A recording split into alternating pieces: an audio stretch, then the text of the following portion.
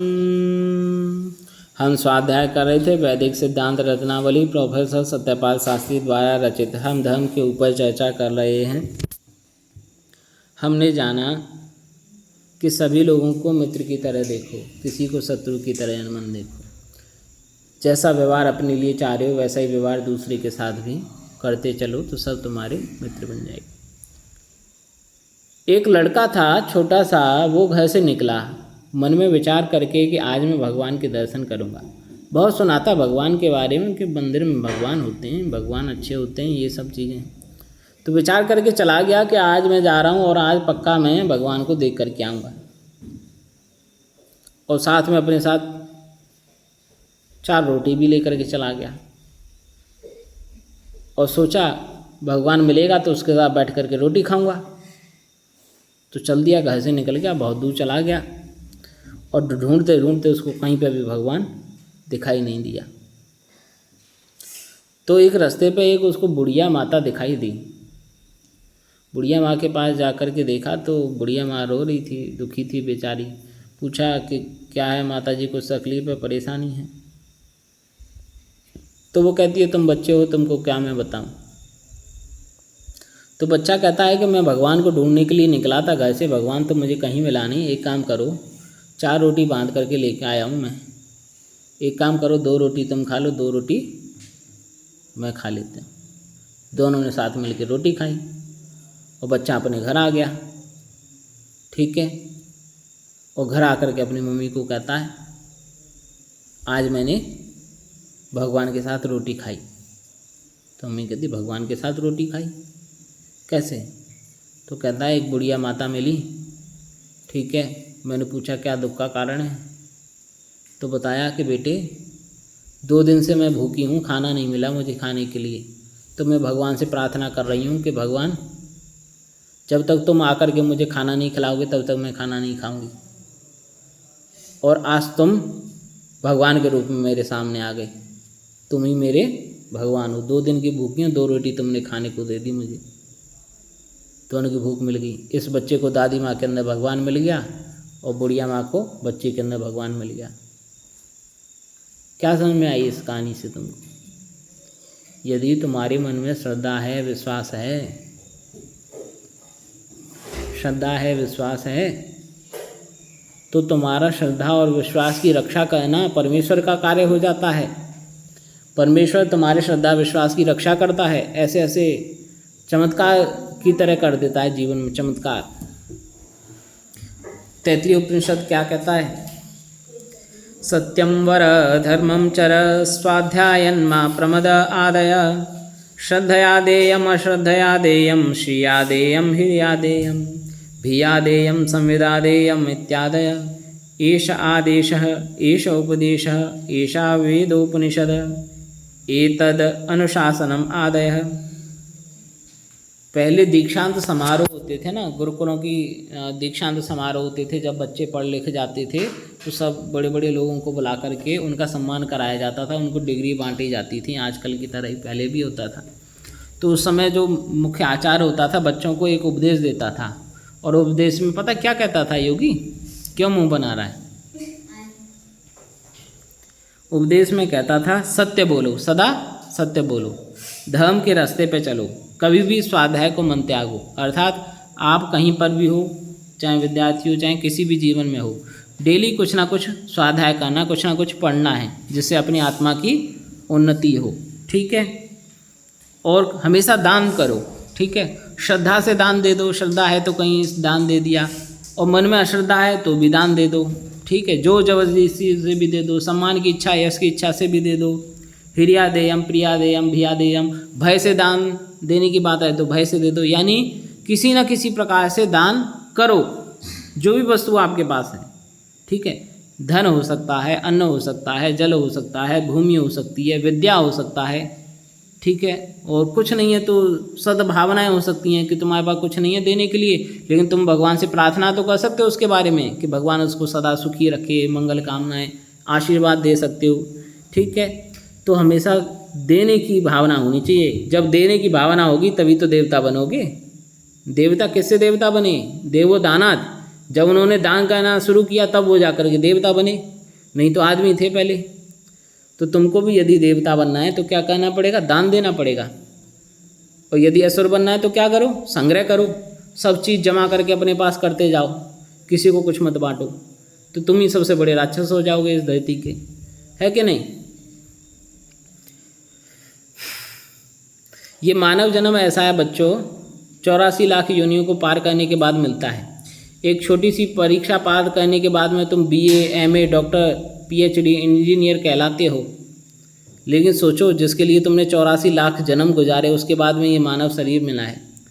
इस मानव शरीर को पा करके तुम इसको गर्त में मिला सकते हो या अर्श में पहुंचा सकते हो, यानी तुम असुर कोटि में जा सकते हो, कीड़े मकोड़े बन सकते हो या देवता भी बन सकते हो, ये तुम्हारे हाथ में है। सबको दान दोगे, परोपकार करोगे, अच्छा अच्छा कर्म करोगे, तो कहते हैं ना, वृक्ष अपने फल को नहीं खाते, है ना, नदी अपना जल नहीं पीती। ऐसे जो सज्जन जो भी संपत्ति अर्जित करते हैं वो समाज के लिए अर्जित करते हैं, ठीक है, समाज को दान दे करके चले जाते हैं। माता पिता पूरे जीवन भर कमाई करते हैं, फिर एंड में किसको दान दे कर चले जाते हैं? अपने पुत्र पत्रों को, बच्चों को दे करके चले जाते हैं, है कि नहीं? तो हर एक चीज़ छूटनी है। ऐसा नहीं है जिस असुर ने पैसा वैसा सब कुछ जमा कर लिया, किसी को कुछ नहीं देता, वो अपने साथ सब कुछ ले जाएगा। वो कुछ भी नहीं लेके जाएगा, वो भी, उसको भी छोड़ना पड़ेगा, लेकिन वो मरते मरते भी छोड़ना नहीं चाह रहा। कहते हैं कि बड़े बुजुर्ग बाबूजी थे, मरने का समय आ गया, पूरे जीवन भर पैसा कमाया, अच्छा अलमारी में भर के रखा, लेकिन जब बुजुर्ग हो गए तो खाट पर पड़ गए, कोई पूछता नहीं था, सेवा भी कोई नहीं करता था। तो उनके जो बच्चों ने उनके अलमारी की चाबी ले ली थी, जिसमें पैसे वैसे रखे थे ना, अलमारी की चाबी पहले ही ले ली थी कि अब तो बुजुर्ग हो गए, अब हमारे काम आएगी। और बूढ़े का सारा ध्यान अपने पैसे पे लगा रहता कि भाई इतना जीवन भर पैसा जोड़ा, कुछ उपयोग तो हो नहीं पाया, सब यहीं कहीं धरा रह गया, पूरा ध्यान उधर लगा रहता। मरने का समय आ गया उसका, उसकी सांस अटक गई, वो मरा ही नहीं जा रहा। तो उसके बच्चों ने क्या किया? गरुड़ पाठ वाले पंडित जी बुलाए, गीता पाठ करवाया, रामायण करवाई, सब उपाय करवाए कि ये बुड्ढा कैसे करके मर जाए। लेकिन बुड्ढे की सांसें अटक गई, न वो जिंदा हो पा रहा न मर रहा, ठीक है। तभी एक बहुत बड़ा आर्यसमाजी व्यक्ति आया, आर्यसमाजी से पूछा कि भाई क्या उपाय करें, ये बड़ी परेशानी हो गई, ठीक है, बुजुर्ग आदमी मरने का नाम नहीं ले रहा है, और जब भी पूछो इससे बात करो तो एक ही बात बोलता है, भाभी भाभी भाभी, ठीक है। कहते हैं इतना बड़ा बूढ़ा हो गया आदमी, इसकी भाभी कहाँ है? इसकी भाभी भी मर चुकी है अब तो, ठीक है, भाभी को बुलाता है। तो वो समझदार आदमी कहता है ये दरअसल भाभी को नहीं बुला रहा, इसके दांत नहीं है, तो इसको तुमको समझने में दिक्कत हो रही है, ये वास्तव में चाबी बोल रहा है, चाबी चाबी चाबी, जो अलमारी की चाबी है, जिसने पैसा कमा के इसने जीवन भर रखा है, वो अलमारी की चाबी ला करके इसको दे दो। तो वो उसको जैसे ही चाबी ला करके देते हैं, बूढ़े की सांस निकल जाती है और वो मर जाता है, ठीक है। तो मरते मरते भी उसके मन में क्या बना हुआ था? लोभ की भावना बनी हुई थी, कभी ख़त्म नहीं हुई। अरे छूट तो उसका भी गया, कुछ नहीं लेके गया, ना चाबी लेके गया, ना पैसा लेके गया, लेकिन आसक्ति तो नहीं छोड़ पाया ना वो। और वही साधु संत लोग होते हैं, अच्छे महापुरुष होते हैं, वो क्या है, पैसा तो वो भी नहीं लेकर के जाएंगे एक सुई भी साथ में, लेकिन आसक्ति भी छोड़ के चले जाते हैं कि हमने जो कमाया चलो हम दान दे करके जा रहे हैं, ठीक है, अपने साथ कुछ आसक्ति लेकर के नहीं जा रहे। ऐसे भी लोग होते हैं। आसक्ति ऐसी चीज़ है जो आसक्ति है लेकिन जा नहीं सकती, इसलिए सदा उसे बच के रहना चाहिए मनुष्य को। ऋतं च स्वाध्याय प्रवचने चेत्यारभ्य प्रजापतिश्च, स्वाध्याय प्रवचने चेति पर्यंतम, अर्थात ऋत से लेकर प्रजापति पर्यंत जो धर्म के 12 लक्षण होते हैं, वे ऋत, सत्य, तप, दम, शम, अग्नि, अग्निहोत्र, अतिथि, मानुष, प्रजा, प्रजन, प्रजाति, इन सब के साथ स्वाध्याय और प्रवचन का जो उपदेश किया है कि बिना सत्य विद्या के पढ़े मनुष्य धर्म को नहीं पहचान और जान सकता है। अतः स्वाध्याय प्रवचन प्रत्येक चीज़ में जुड़ा हुआ है। यदि तुमको धर्म जानना है ना बच्चों, तो डेली तुमको स्वाध्याय करना पड़ेगा। केवल एक लेखक, एक विचारक, एक मत पंथ संप्रदाय नहीं, तुम्हें समग्रता से सबका अध्ययन करना पड़ेगा, तब जाकर के तुम परफॉर्मेंस दे पाओगे। यदि तुमको डॉक्टर बनना है, डॉक्टर भी देखो डॉक्टर होते हैं लेकिन हमारे बॉडी में बहुत सारे अंग हैं। कोई कोई डॉक्टर होता है केवल दांत का डॉक्टर रहेगा, कोई गले का डॉक्टर, कोई नाक का, कोई आँख का, कोई सिर का डॉक्टर रहेगा, कोई घुटने के बारे में कोई जानता है, कोई पेट के बारे में जानता है। सब अलग अलग रंगों अलग अलग चीज़ों के डॉक्टर होते हैं। लेकिन महत्व उस डॉक्टर का होता है जो पूरे शरीर का जानकार होता है, हर एक चीज़ के बारे में जो जानता है। ठीक है। और तुम गाड़ी के मैकेनिक हो, लेकिन केवल जो है पंचर ठीक करना जानते हो, वो भी तो मैकेनिक है, लेकिन उसको क्या आता है? केवल पंचर ठीक करना आता है। कोई दूसरा आदमी है, कोई उससे ज़्यादा जानता है। ठीक है। महत्व उस आदमी का जो सब कुछ जानता है कि नहीं? है ना बच्चे? सिलेबस में 15 पाठ हैं तुम्हारे, 15 में से 5 पाठ तुम जानते हो, तो इसका मतलब ये थोड़ी ना तुम सब कुछ जानते हो। तुमको 15 के 15 पाठ आने चाहिए, और 10 विषय हैं तो 10 विषय की जानकारी होनी चाहिए, तो जा करके तुम अच्छे आदमी कहलाओगे, बुद्धिमान बच्चे कहलाओगे। आधे अधूरे रहोगे तो बात बनने वाली नहीं है। इसलिए डेली समग्रता से स्वाध्याय करते रहना चाहिए, पढ़ते रहना चाहिए। हमारे दादाजी थे, हम दादाजी को पूछते, 2-2 चश्मे लगा लेते थे आंख पर, तो भी लिखते रहते थे। पूछते थे क्यों लिख रहे हो, अब तो बुढ़ापा आ गया, क्यों लिख रहे हो, किसके लिए लिख रहे हो, क्यों पढ़ रहे हो?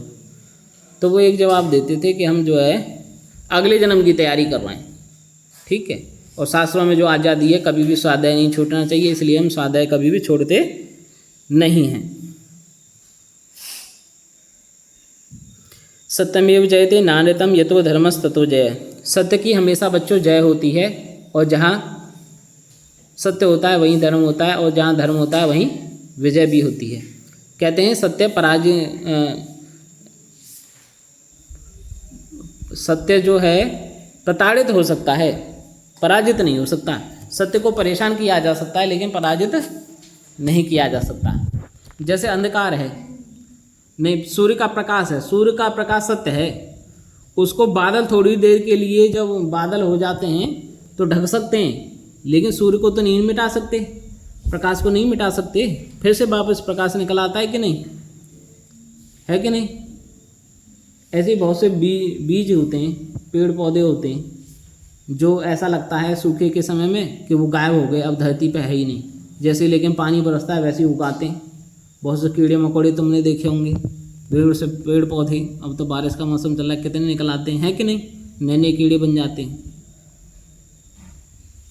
कहते हैं आचार्य चाणक्य के चल रहे थे जब वो छोटे से, विष्णुगुप्त उनका नाम था, रास्ते से जा रहे थे, रास्ते में जाते जाते एक डंठल उनके पैर में टकराया और उससे उनके पैर में चोट लग गई। और उन्होंने विचारा कि आग का पौधा था वो, और उन्होंने आग के पौधे को पूरा तोड़ दिया और उसकी जड़ को भी उखाड़ने लग गए।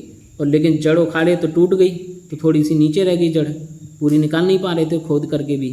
तो उन्होंने क्या है, मट्ठा लेकर के आए, मट्ठा उसमें डाल दिया, मट्ठे पे चींटी लगी। तो लोगों ने पूछा इसकी जड़ में तो मट्ठा क्यों डाल रहे? उसने कहा मट्ठा है तो मट्ठे में चींटी लगेंगी और चींटी आकर के इसकी जड़ को पूरा खा जाएंगी। यानी कोई समस्या उनके सामने आई तो समूल उन्होंने विनाश कर दिया समस्या का, है कि नहीं? इसी प्रकार से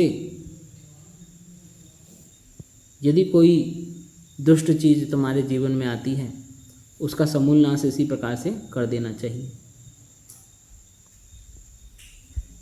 कहते हैं कि एक व्यक्ति था, अलीगढ़ की घटना है, अंग्रेज़ों का ज़माना था, एक फ़ौज में बड़ा आदमी था, ठीक है, इंडियन ही था लेकिन बड़ा आदमी था, बड़ा पैसे वाला था, उसके घर परिवार वाले विदेश में भी रहते थे। तो उसने एक ज़मीन खरीदी और ज़मीन खरीदते हुए उसे बड़ा महल बनाना चाह रहा था, ठीक है। तो उस ज़मीन के पास में एक गरीब ब्राह्मण की एक कुटिया भी थी, उसको भी खरीदना चाहता था, लेकिन उसने ज़मीन देने से मना कर दिया। इसने ज़बरदस्ती की, उसने नहीं दिया। तो इसने क्या किया, जब उसके खुदाई हो रही थी उसकी नींव की, मकान बनने की, तो उसमें उस ब्राह्मण को जिंदा दफना दिया, नींव में ही मरवा दिया, उसकी ज़मीन भी हत्या ली, बड़ा सुंदर मकान बनाया उस पर, लेकिन एक दिन भी रहने का सुख नहीं भोग पाया उसमें, पागल हो गया वो, और गली गली फिरता था, बड़ा फौज का बड़ा अधिकारी था, और जो है छोटे छोटे बच्चे उस पर पत्थर फेंकते थे, झूठी पत्थरों को चाटता रहता था, पत्थर मांगते थे, लोग कहते थे पागल है पागल है। घर वालों ने उसकी कोई सेवा नहीं की, उसको भी गली में छोड़ दिया, ठीक है। तो जो ऐसा पाप करता है ना, उसका जो है बहुत दुर्गति होती है, इसलिए कभी भी सत्य का त्याग नहीं करना चाहिए। सत्य के लिए बहुत अच्छी अच्छी चीज़ें हैं जिसके ऊपर हम चर्चा करते रहेंगे। किसी और बच्चे का कोई प्रश्न है? ओम शांति शांति शांति।